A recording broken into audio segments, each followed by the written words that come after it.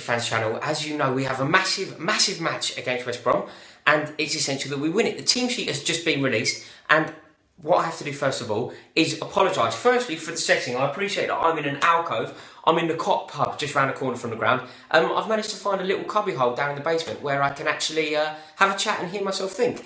Because we did a couple where we did one from a pub over Crystal Palace, and some people were saying that they couldn't hear us. So I've managed to find myself a little alcove. There's something I have to apologise for quickly as well. I appreciate that you haven't got Sophie, Rose. Sophie was due to do this, but she's running late. She's going to make it to the game, thankfully, so she will be doing fan cams, but she was running slightly late and couldn't do this. So I'm afraid you're stuck with the ugly one.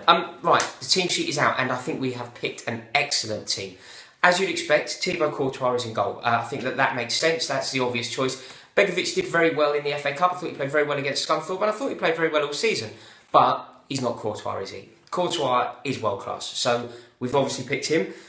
Playing left back is our hero. It's Cesar Azpilicueta. Azpilicueta really has been exceptional for us, and I think that was typified by what he did for us at Crystal Palace. He played the majority of the game with 2 breaks in his face. He played the game with breaks in his face. That is the sort of commitment that we need from Chelsea players.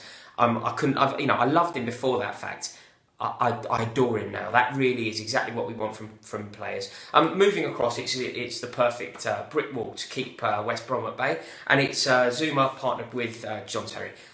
It's yin and yang, isn't it? It's youth with experience, it's pace with know-how. It really is everything that we want, and I think that is such a fantastic pairing. John Terry has played with some fantastic centre-halves over his career. You know, Ricardo Carvalho, he's played with Rio Ferdinand, he's played with Marcel Desailly. Kurt Zouma is fit to be mentioned alongside players of that magnitude. That's how good he is, and that's how big I think his career is going to go. I really do think, I mean, it's an overused expression in football, isn't it?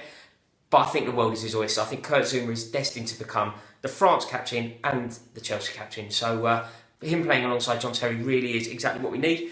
Playing right back is a man who has just signed a New Year deal. Congratulations to Branislav Ivanovic. He is a fantastic man to have around the team. I think that we can make a case for him on the pitch, but I think the case is stronger to have him around the club. You need winners. You need people who bleed blue.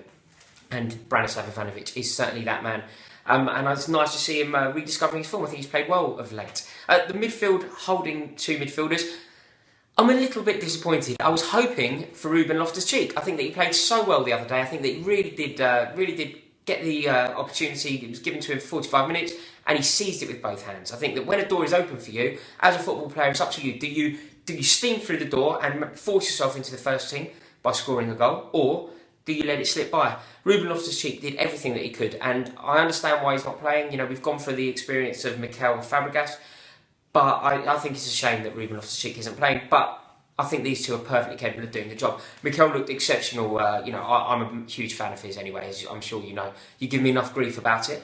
But I'm pleased to see Mikel playing. I think he's excellent. I think that he is a master of his position. He doesn't give the ball away. He breaks down their play. He slows down their play. He really is excellent. And Cesc Fabregas is looking good. If Cesc Fabregas can rediscover his form, anything could happen this season. I genuinely mean that. Anything could happen. I'm talking an FA Cup, top 4, Champions League. If Fabregas finds his form, we really could go on. And he looked excellent against Palace. So let's hope that he can continue in that vein. Right, this is where it gets exciting. This is where the game will be won. It goes Pedro, Oscar, Willian. No Hazard. We know Hazard is out, but I think that Pedro's looked lively the last couple of games. So it's nice to see him there. Oscar has been playing very well. You know, he scored a goal against Palace. He looked excellent. I'm a huge fan of his. Again, I'll get grief from you, but it's nice to see him there. And Willian. I'm running out of superlatives. I don't really know what to say about that man. I love him like he's a brother. So I'm pretty sure that is an ideal 3. And moving slightly further forward, it's Diego Costa. Costa's on form. Centre forward is our problem position. You know, if Costa's out, Remy's injury prone, Falcao's not around, we need something there. I think Hiddink has spoken this week of his desire to sign another forward.